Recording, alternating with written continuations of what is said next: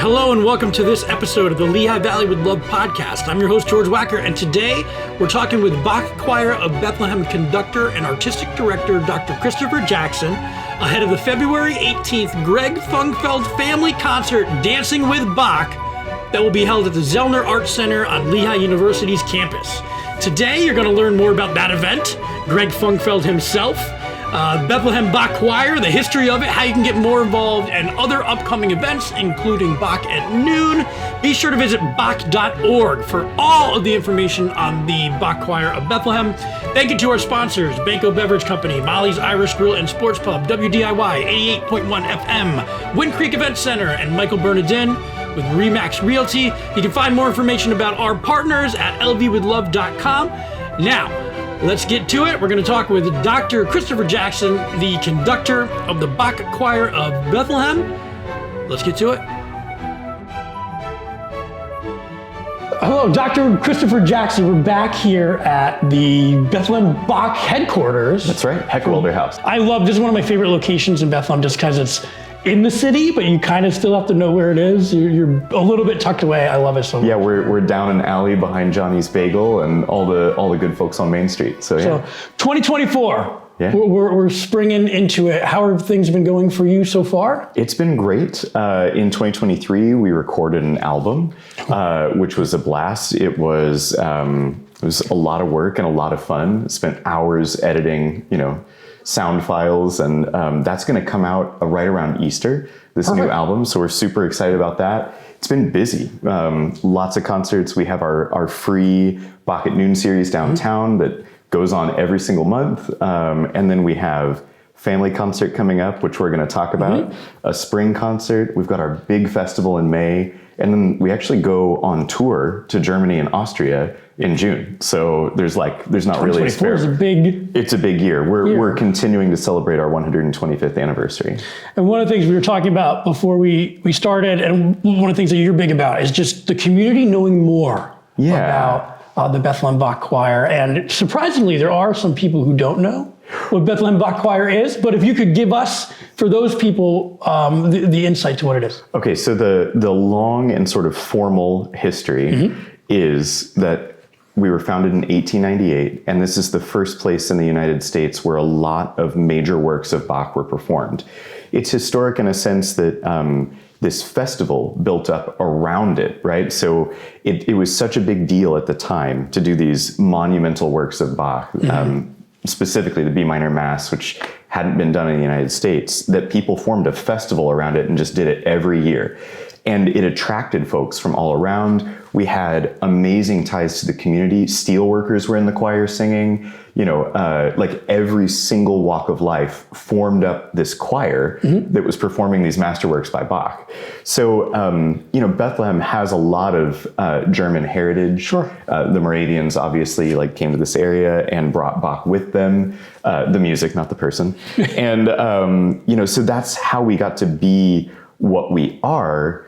But what the Bach Choir is today, I worry when people hear founded in 1898, doing Bach masterworks, whatever, it really only appeals to a certain, subset of people. Our goal is to make sure that people feel like music is for them, all music. We do a lot of Bach, we do a lot of classical stuff, but we want to be a musical resource for people in town. That's a personal drive of mine, and I know that is central to the mission of our organization. We want to share how music can change you with everybody. And I know there are a lot of people who agree with me how lucky we are to have the Bach Choir. It is a special thing that, I hope more people can learn more about it and to come out. Some of the Bach at Noon stuff is great. Go out for lunch, you stop down and hear some not only impressive stuff, but really amazing, high quality. It's high level. You're really going to be able to get, and it's in your city. Yeah, the soloists that we bring in, for example, are really in the top of their field in the United States. Sure. So, you come out to just a noontime concert, you grab a coffee beforehand, go get some lunch after, you stop by and you see kind of the top talent in the U.S. Just casually. Yeah. Just no big deal. But, our orchestra is fully professional. And what I think is really cool about the organization, really touching and meaningful, is that we have our choir. Again, all volunteers from Right. all walks of life, people who love music and want music to be a part of their weekly, existence. So they work really hard and they practice, and they're the choir for the concert, and they sound great. So.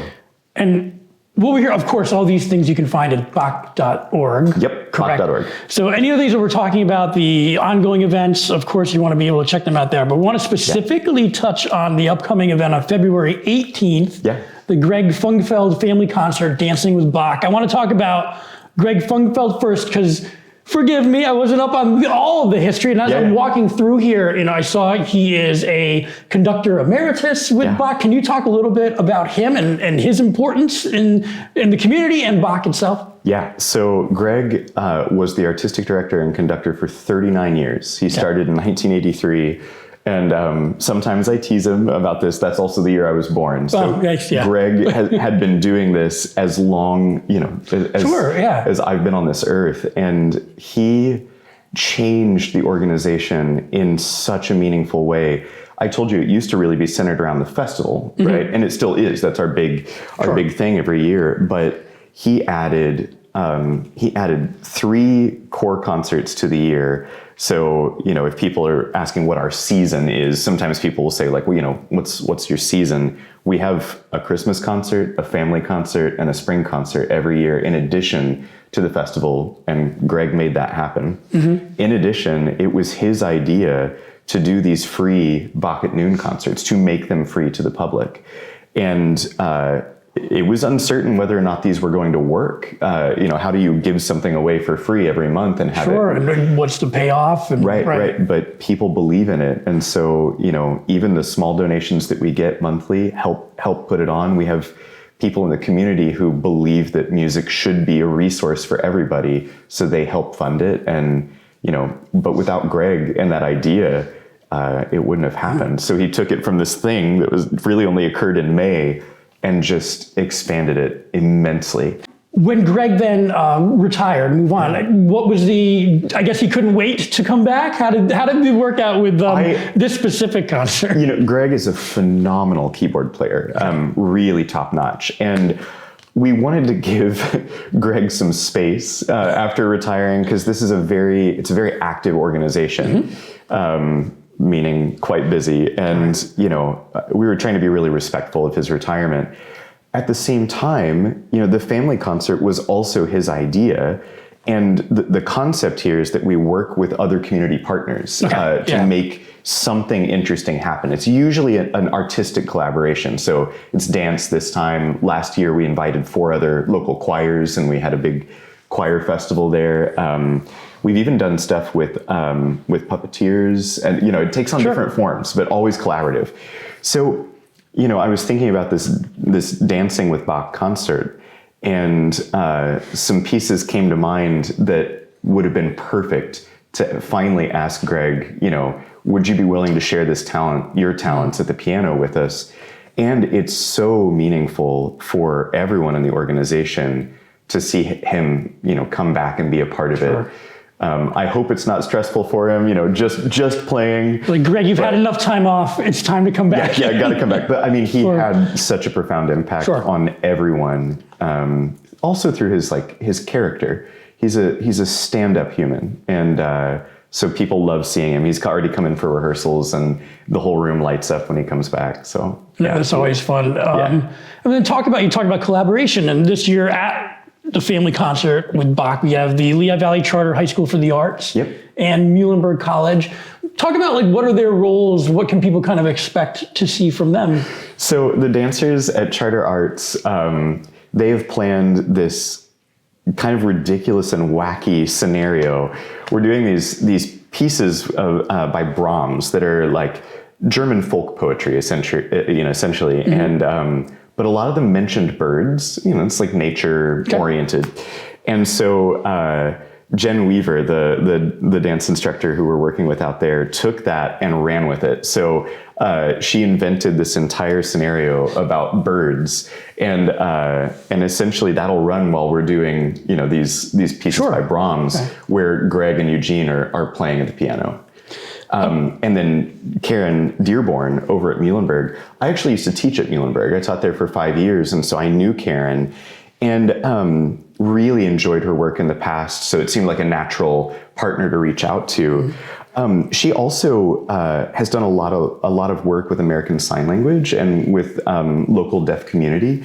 And we wondered in what way that might have, if she chose, that might have an influence on the family concert as well. And there's a fun little thing that we're doing with American Sign Language, but she's teaching more on the classical side of things, like classical ballet influenced style of dance, whereas charter arts are doing this sort of wacky storytelling, bird idea. And it's neat now that you've told me a little bit more about like the past, how, old steelworkers are part of this, and it's the same thing. Right, you have students, totally. And you're still continuing the exact same kind of process that it was years ago, just different. We really want to be a community resource. We want to be for everyone.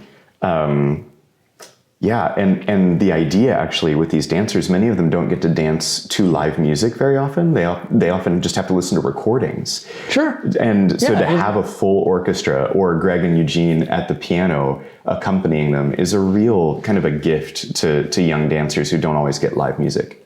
So you'll have to forgive me a little bit. Of course, I know somewhat when it comes to classical music, and try a little bit. No worries. But read about Eugene, you had mentioned, and I want to pronounce his name correctly, but Albesco? Albulescu? Yeah, it's hard. Yeah. And as we're going through, we talk about four hands. Yeah. And it's one of those things that I've read it before. I should know what it is. I think I know what it is. What is playing the piano four hands mean? So it's when two people are sitting at the same piano bench and one person essentially takes the low part of the piano, the other person takes the high part of the piano. It's a little like if you're going to play a piano duet with somebody, you have a couple of options. You can either sort of face each other, like dueling piano style, where you have two pianos, or you can do this piano four hands. It's way more collaborative and fun, and you can watch the other pianist as you're working. I think it's easier to be together, but these two are also really good friends. Right, so they kind of know where the other person's going, finish each other's sentences sort of thing? Absolutely. They've been making music together for a long time, and they're a little mischievous sitting back there behind the piano. I can look over and catch them smiling and smirking about different little jokes that they're making. You're having too much fun. It's classical music. Yeah, exactly. That's great. And can we talk a little bit about the Bel Canto Choir? Did we talk about them at all? No, we haven't. So the Bach Choir organization, part of it is the Bel Canto Youth Chorus. And we have two choirs, one that's right now serving students grades 3 through 8, and then another 9 through 12. And what I did was I invited the students in the 9 through 12 choir to jump onto the concert with us. It's sort of like, you hear about parents tossing their kids in the deep end of the pool, and most kids can swim, right? And that's sort of the idea here. These students in the Bel Canto choir are talented. They've worked hard. They know how to sing. It's kind of like, I trust you can do this. Yeah. Go do it. And so just go do it. And that's not to say that it's not challenging for them, but sort of, I don't know, it's one way to really boost someone's skill to just toss them in and say, I'll be here to help you, but let's see how you do. And they're really enjoying it right now. So. And forgive my naivety again, but as a conductor here and an artistic director, what is your role in kind of combining all of this? What do you do? I have the very lucky job of getting to dream up whatever artistic product we have, essentially. I don't like calling art a product, but you get the idea. Sure, yeah. So I get to be really creative in who we collaborate with. I get to choose the music, which selfishly is extremely fun for me. That's my main role. And I would. It's funny you've said forgive me a number of times about not knowing one thing or another. That's actually the boundary that I want to break with people.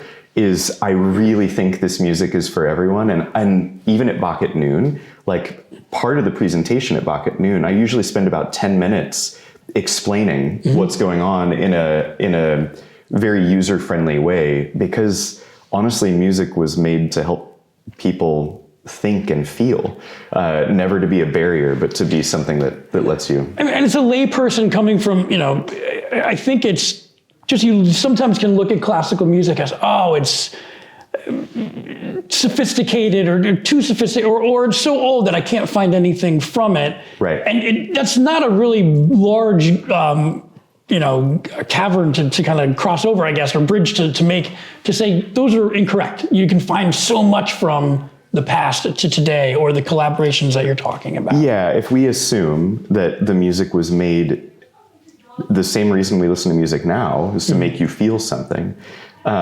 it's up to us, the performers, to help provide whatever window in to help make that really obvious. But yeah, no, it's music. It's pretty easy to attach to, especially if we break down those barriers as well. Like we don't want to make sure we don't want there to be any sort of like any barrier for people to come and listen. We mentioned, a lot of these events are happening. We're in downtown Bethlehem in the historic north side, Main Street near Hotel Bethlehem. Yeah. But this particular concert is taking place at the Zoellner Art Center. That's right. The family concert is February 18th at 3 p.m. over at the Zoellner Art Center. And it's nice because that has a big enough space for the dancers. It's great that we have Zoellner, another community partner. That's right. That's right. And, my favorite thing about the family concert is that I design it to be interactive as well. So, I'll ask for volunteers to come on stage. I try to get school-aged folks to come up. And that's actually a part where I'm going to teach them sign language. Because one of the pieces on the concert, we're adding a little bit of sign language into it so people can visually see the architecture of Bach's music. So like you got a lot of things going on, 4 different voice parts, soprano, alto, tenor, bass. Right. And what you'll be able to see with the sign language is when they start a phrase that begins with the word praise, you'll see somebody do praise. Is this a common thing to do, or? It's been done before. Right. I'm not inventing the wheel, but my hope is that because you had said that this music can feel kind of sophisticated or complicated, but if you add a visual element like dance or sign language, hopefully it helps people process what's going on in a really like a different way, in a variety of ways. Yeah. And then the other events, like you said, are at the Central Moravian Church for some of them. Of course, you will hold events in different areas as well sometimes. Yeah. Our Bach at Noon series is at Central Moravian Church. So that's like right across from Hotel Bethlehem. It makes Can't miss it. It's the big church on the corner. That's right. And actually, we have February's Bach at Noon is really special. We're doing a premiere of a brand new piece of music by a Baltimore-based composer. Her name is Jasmine Barnes. And I mentioned to you, we talked about this, and I said, is that composer still alive? And you had said... Oh yeah, she was born in 1991. Which is amazing. I know. And we feel so lucky that we get to be a part of her journey as a young artist. Like, she gets to come here, and we're helping give birth to her music. I'm on the spot to try to like make an analogy though, but it's kind of like, the punk rock band plays a gig in the town and then they blow up later. It's kind of that thing. Yeah. How old is she? 30 something? She must be 32, 33 at this point. To be writing this, number one, and then to be having it play, like it almost gives you goosebumps, like that's really neat. We got her at a good time. She is blowing up right now. She's writing for a lot of different groups across the United States. And that is February 13th. That is February 13th. So if you are listening to this after the fact, head to Bach.org to just get more information. I'm sure you can find some information about that composer specifically. And yeah. And but that's really neat. I'm always trying to come up with something interesting for those concerts. So, if you find yourself even... For March, we're kind of leaning into the sad part of the religious year, Lent, Yeah. And but I'm really leaning in and exploring some pretty melancholy, dramatic, sad music. Everybody's given up everything for a little sad about it. Yeah, Don't give up your classical music for that. But it's not it's not boring sad. It's, of course. It's kind of painfully sad. Well, it's great. It's always a pleasure to come in and talk to you. And I would just express to people, give it a shot. Go out once. If you even think, hey, I don't know, it seems like it could be fun. It will be, and especially something where you can bring the family to, and you're encouraging fun. It's absolutely not this stuffy thing that maybe you're thinking about. I know that most people shouldn't be thinking that because you guys do a fantastic job, but it's not. It's fun. It's inviting. Bring the family out, have a good time. Absolutely, that's the family concert, and keep an eye out because I'm starting to plan some loony stuff for the future. All right, we're in. Yeah, so I always love talking to you, and thanks for everything you do. Thank you very much. Appreciate it. Thanks, George. Thank you again to Dr. Christopher Jackson and the Bach Choir of Bethlehem. Get all the information at bach.org. Thank you to our sponsors, Banco Beverage, Molly's Irish Grill and Sports Pub, Michael Bernardin with Remax Realty, WDIY 88.1 FM, and Wind Creek Event Center. Thank you guys very much. Visit us for more information, ldwithlove.com. We'll see you next time.